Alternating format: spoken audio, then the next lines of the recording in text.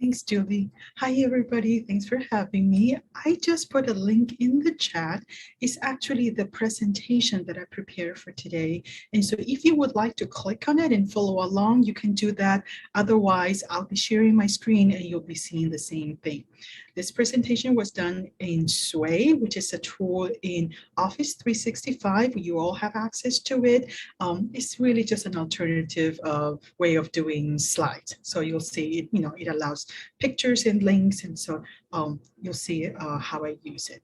So let me share my screen and I guess for those of you who were not here on Tuesday, do a really quick recap about why you might want to use these template courses or course shells in Blackboard as an individual professor or as a coordinator or department chair, and how they might benefit you. So in terms of students, it's really helpful to have something that is familiar to you, right? And so if you are taking a course in a program and all the courses that you are facing, they look similar in terms of navigation, it actually makes it a lot easier for you to understand where things are. And you don't need to, from course to course, from semester to semester, relearn where to find everything.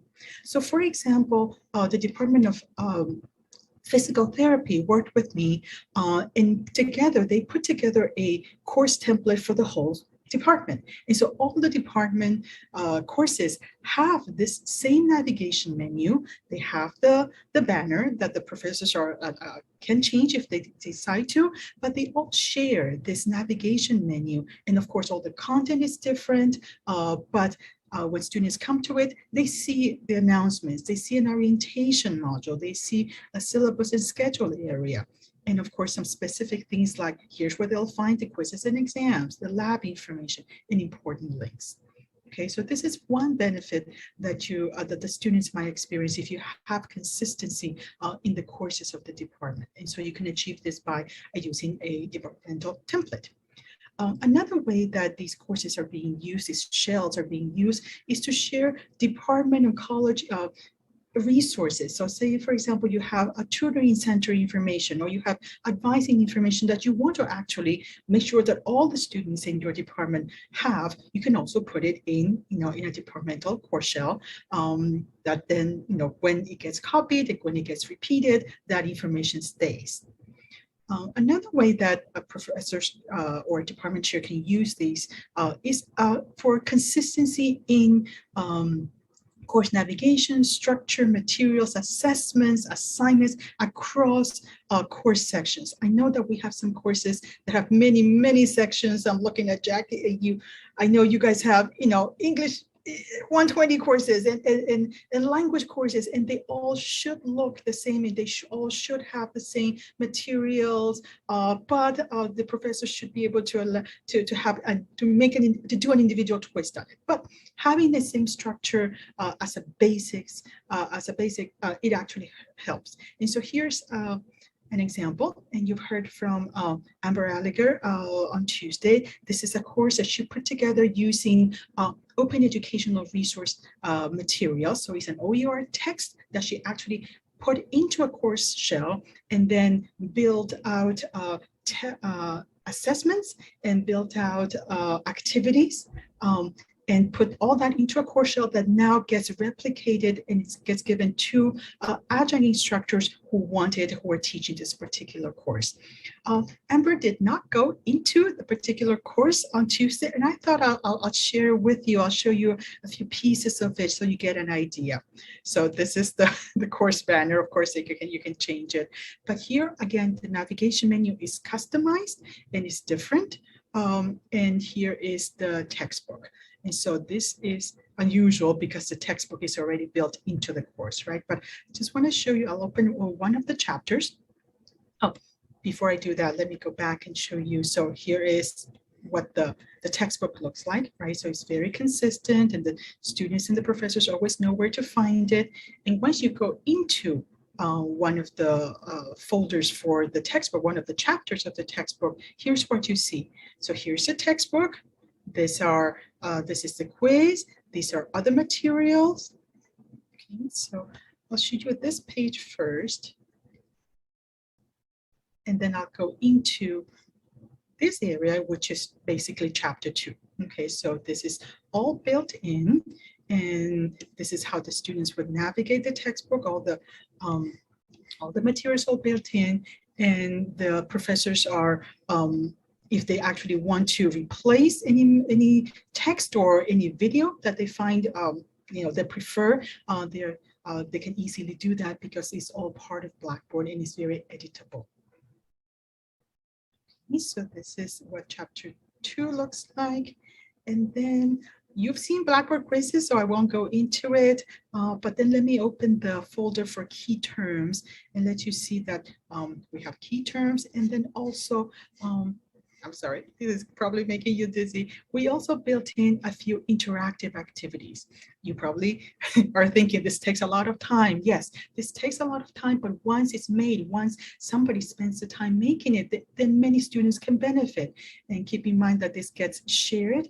And so this Quizlet activity, these flashcards, these games that you can turn into, this crossword puzzle that we created in Educa Play, it can be used. Of course, these are just self-assessment, little interactive activities. They don't really count towards a grade, but there are ways to engage students with the content. So this is what this particular course looks like, this OER course in psychology. So going back a little bit to my my Sway presentation, I will scroll down and let me talk a little bit about the benefits for the instructors and the departments. You can share instructions, samples, optional or alternative resources with instructors. Many times, some instructors prefer one reading or this one article, but other professors prefer another video, right? And so you can have sort of like a repository or collection of materials for a particular course. So you can put that in this course template. You also have a clean copy of the course for future semesters. So that could be helpful for just a coordinator or even for one particular instructor, because then you can make a copy of that course shell as a semester course shell that you get every semester. It tends to be a little faster course design for new instructors if you're hiring them right very soon before the beginning of the semester. And of course, it saves you time if you are an instructor coming back and repeating the same course. Keep in mind that the original content, whatever you have, it does not get replaced when you make a copy of the template. And so you never have to worry about, oh, am I going to lose what I already had? Maybe I already started creating materials or adding materials. Am I going to lose it? No, you never will lose it. When we make the course copy, it just gets put on top. It doesn't get replaced. It just gets added to it. So then the other nice thing, of course, is the flexibility, right? Even if you, as a course coordinator or as a department chair, offer the course shell with the materials already to the new instructor, the instructor is free to customize it, put his or her own, personal touch into it. It's also a space for you to experiment. So, and of course, you don't want to experiment in your real semester course shell, just in case you might make a mistake and affect, the students that you're currently teaching. So if you have a developmental course shell, so this extra course shell that is not tied to any semester that you get from our Blackboard administrator, it will never disappear. It doesn't get archived. You will always have it. And so it's a place to experiment. So maybe you're thinking about a tool and you're not sure whether it'll work nicely, or maybe you're thinking about a different structure of your course and you want to see what it might look like. This would be the place. Think of it as a playground, as a sandbox, as a place where you can experiment without, worrying about it affecting the current students. And so maybe also you're exploring a new tool in Blackboard. It's something that you've seen, but you're not quite sure how it might work. It's a place that would be a place to play with it. Right. And then we heard on Tuesday from all our presenters that designing a course template is an opportunity to discuss curriculum, to discuss pedagogy with colleagues in the department. So, definitely take advantage of that opportunity. to bring everybody together and think more about the course or about the curriculum. So I want to show you an example of something that I worked on many years ago, this definitely pre-pandemic, with the course Asian 210. And so the challenge, the department chair approached me because she was hiring new adjuncts very soon before the semester, and several adjuncts every semester. So there was, quite a bit of turnover. And so the challenge was to help these professors get the course ready with a very short period of time, and then having to do it as an online course. Many of these sections, she had some sections that were face-to-face and some sections that were online. And so the challenge was trying to help all these instructors in a very short period of time. And so we came up with this idea of creating this resource course that was half a course template and have resources for instructors. And so that's why it looks like this. So you can see the top half is actually the course template. So it's empty, right? It really only has anchors for things. So it has an orientation navigation menu, a content area called syllabus, a weekly coursework structure, because we know that that actually works very well for both face-to-face and online classes. And so this is basically empty. The top half is basically empty. It's just an idea to help the professors structure the course. But then the bottom half really is a very rich resource for instructors. And so we included here best practices, articles and tutorials on how to build online courses, a course map, a peer observation form for online courses. So all the materials that I usually help professors use and to help professors build hybrid online courses. And then we also gathered advice from professors who have taught the class as an online course.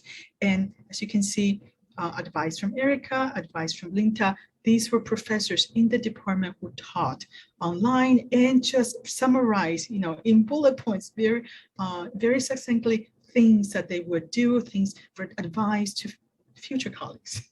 Maybe colleagues that they have met or maybe colleagues they have not. Then we have sample syllabi. Again, this was a course where it was very important for the department chair to allow all the professors that come to it with different expertise, with different background, to be able to do what they wanted. So she didn't want to have anything that was very set, but of course she needed to have the course description and the objectives. And so we put examples of course syllabi, of course map, aligned with the course learning outcomes and the pathways learning outcomes. Okay, so this will probably look very familiar to you.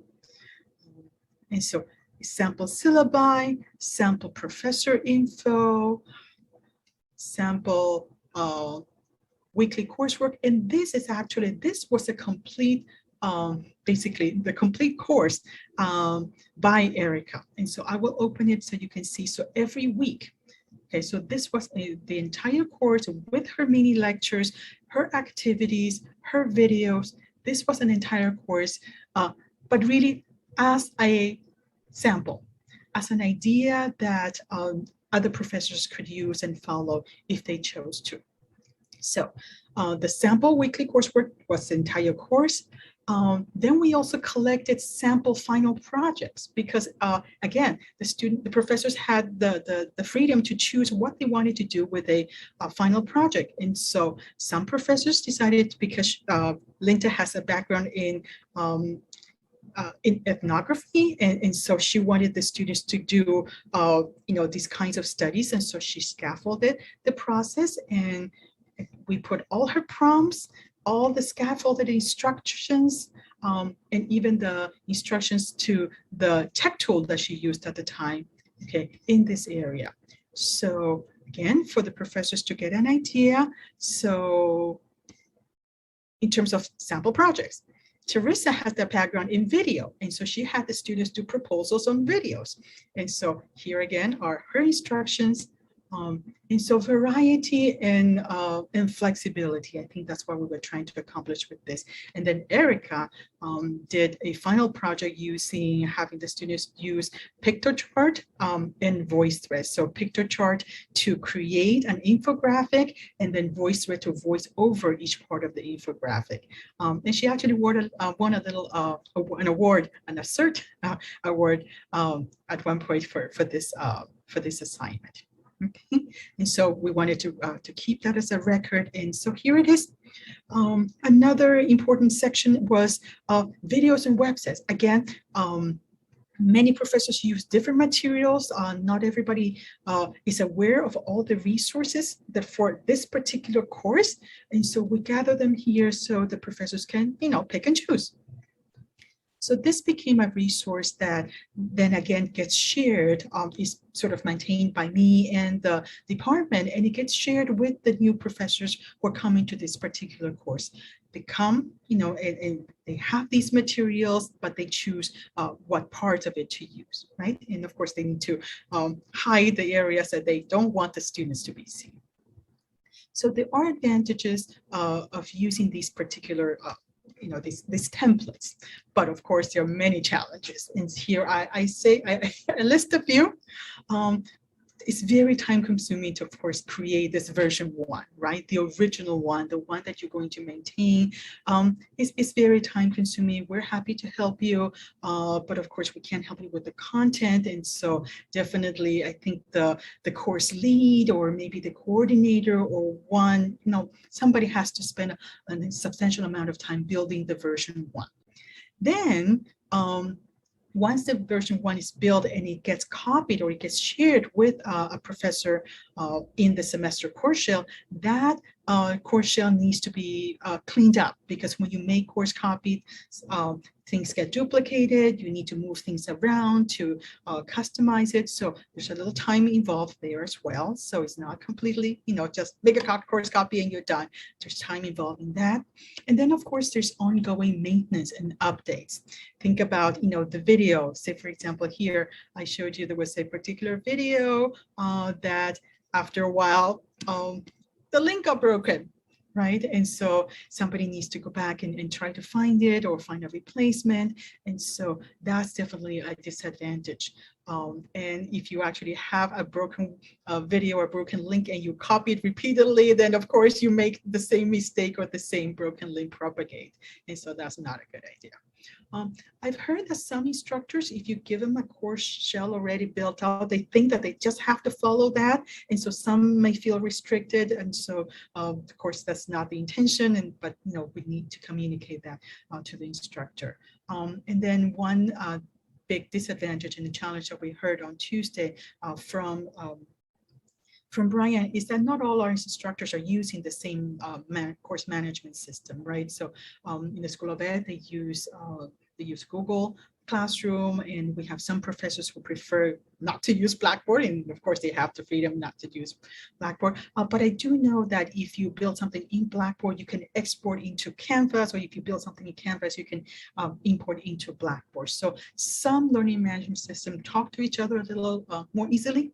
But do keep that in mind, that you could spend a lot of time building something, but then maybe the instructor that's teaching that particular course doesn't use the course management system. Okay, so these are some of the challenges. And now I actually would like to show you the procedure. I'd like to tell you, how to go about doing this. So the first thing that you want to do if you actually want this, empty course shell is to make a request to our Blackboard administrator. So you can send an email to the help desk or to bb@hunter.cuny.edu. So send the email and just say, I would like a developmental course shell. She'll know what that means. It's an empty course shell that does not get connected to any semester. Tell her what the name you want for it and who you want to add to it as the instructor. Definitely you, and then whoever in the department is working with you to build this course. You can also add me or Abby if you want us to follow along and help you with it. So then, of course, you want to discuss the course design with your colleagues and get us if you want. And then when you're building the course, think about the materials, think about the activities, think about the structure. And, again, this is the place to experiment, right? So even if you're just designing the course by yourself, you could use it as your sandbox. This is something that's completely disconnected from from the semesters. You won't go away. You won't get archived, and you and only the people you decide to add to it will be able to see it. Okay. Once it is built, of course, you can share the completed course with your colleagues, and there are a couple of ways of sharing it. One is to do a course copy, and the other one is to export and then import. Okay, so in the course management area of your course, if you open packages and utilities, these are the two things that you see. Okay, so let me tell you a little bit about the difference. With the course copy, you can copy an entire course. You have to have access to both courses. You should be the instructor in both courses, and then you can make a course copy.